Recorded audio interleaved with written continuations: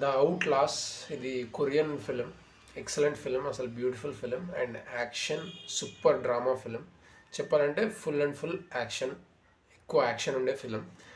ఈ film main concept ఏంటిదంటే ఏమంటారు, సోయల్ అనే ఒక ప్లేస్ ఉంటుంది సేమ్ హైదరాబాద్ ఎట్లనో అట్లా ఒక సిటీ నేమ్ అనమాట సోయల్ అనేది.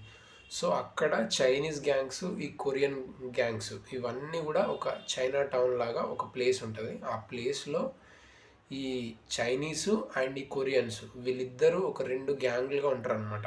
అంటే ఆ స్ట్రీట్లో ఉన్న వాళ్ళ దగ్గర డబ్బులు కలెక్ట్ చేస్తూ రెస్టారెంట్ నుంచి అక్కడెక్కడ కలెక్ట్ చేస్తూ ఉంటుంటారు అనమాట. అందులో చైనీస్ పర్సన్ ఎవరైతే ఉన్నారో అతను సడన్గా వచ్చేసి వీళ్ళందరినీ డిస్ట్రాయ్ చేస్తూ అతను ఓన్ అప్ చేసుకొని చేస్తూ ఉంటాడు అనమాట.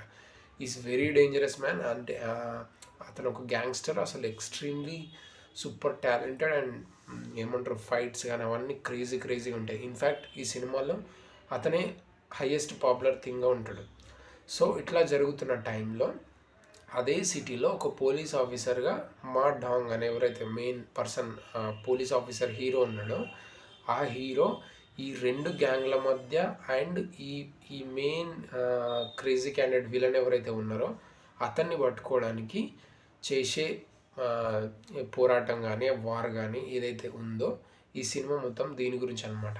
ఈ పోలీస్ ఈ రెండు గ్యాంగ్లకు మధ్య, ఈ కొరియన్ గ్యాంగ్, ఈ చైనీస్ గ్యాంగ్, వీళ్ళిద్దరి మధ్య గొడవలు జరగకుండా ఆపుతూనే అండ్ ఈ చైనీస్ పర్సన్ ఎవరైతే కొత్తగా వచ్చి ఈ గ్యాంగ్లందరినీ అండ్ చాలా మర్డర్స్ ఏవైతే చేస్తూ ఉన్నాడో ఇతన్ని అడ్డుకోవడానికి అండ్ ఇతన్ని క్యాప్చర్ చేయడానికి ఈ పోలీస్ ఎట్లా కృషి చేసిండు అండ్ అతను ఏ స్ట్రాటజీని ఉపయోగించిండు అండ్ ఎట్లా అతన్ని పట్టుకున్నాడు అనేది ఈ టోటల్ సినిమా అనమాట.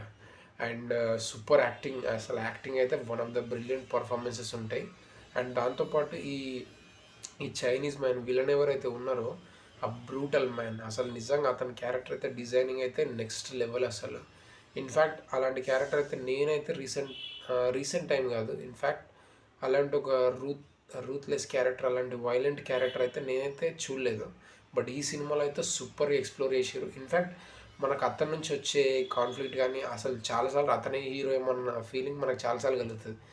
ఎందుకంటే అలాంటి క్యారెక్టరైజేషన్ అతను డిజైన్ చేసి పెట్టారు. At the same time police character ఏదైతే ఉందో అతన్ని చిన్న ఫన్ క్యారెక్టర్ ఉన్నప్పటికీ బట్ చాలా హానెస్ట్ పోలీస్ ఆఫీసర్ అట్లనే ఉంటుంది.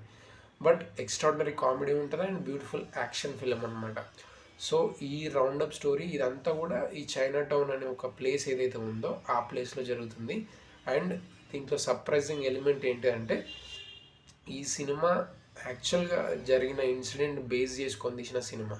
యాక్చువల్గా జరిగిన సిచ్యువేషన్స్ అండ్ క్రిమినల్ ఎవరైతే ఉన్నారో వాటన్నిటిని బేస్ చేసుకొని దాని త్రూ ఒక స్టోరీ రాసి తీయడం జరిగింది. So it's a based on true story. అది ఇంకా one of the beautiful element అనమాట. దాంతోపాటు దీని సీక్వెల్స్ కూడా 2-3 ఉన్నాయి, 1-2-3 అట్లా ఉన్నాయి.